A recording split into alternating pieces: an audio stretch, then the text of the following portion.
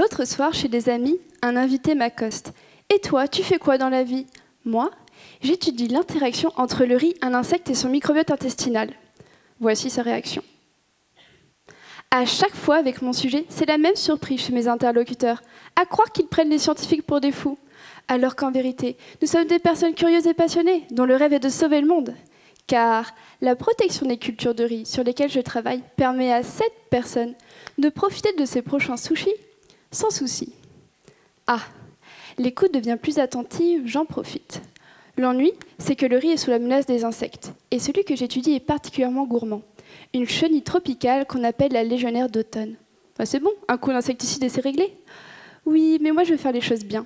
Le pack 100% écolo, vous voyez. Parce qu'à long terme, ces produits sont dangereux pour l'environnement et pour notre santé. Donc pour nous protéger tous, j'essaie de comprendre comment se défend le riz, mais aussi comment attaque l'insecte. Le riz est malin. Il utilise une molécule de défense qu'on appelle le jasmonate. Ça vient du jasmin? Bien tenté, mais non. Le jasmonate est un insecticide naturel qui va permettre à la plante de fabriquer des composés toxiques pour la chenille qui finira avec une sacrée indigestion. Bah c'est bon, t'as trouvé la solution, le riz peut se défendre tout seul. Attends, pas si vite. Notre légionnaire a certes une stratégie imparable. Elle vomit sur la plante. Glamour, hein? Mais ce précieux vomi contient des bactéries qui sont capables de supprimer la production de jasmonate, désarmant le riz face à l'insecte. Mon objectif est d'identifier les bactéries responsables de cette suppression et de comprendre comment elles bloquent le jasmonate. Mais ne pouvant pas reproduire les conditions environnementales naturelles en laboratoire, je me retrouve à faire vomir des chenilles qui passent leur journée à manger du pâté. Ou leurs copines. Comme vous pouvez l'imaginer, la diversité bactérienne n'est pas à son plus haut niveau. Pour avoir un cocktail explosif de bactéries naturelles, j'ai embarqué pour un Paris-Dakar dans les airs. Pourquoi tu pars au Sénégal et pas plutôt un pays d'Asie pour le riz ?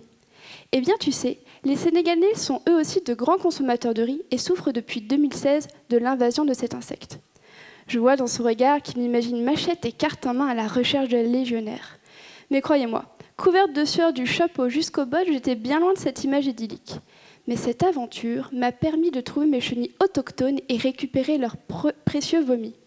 Comme je le soupçonnais, la diversité bactérienne est bien plus importante. La prochaine étape est donc d'isoler toutes les bactéries de ce vomi et de trouver celles qui suppriment le jasmonate.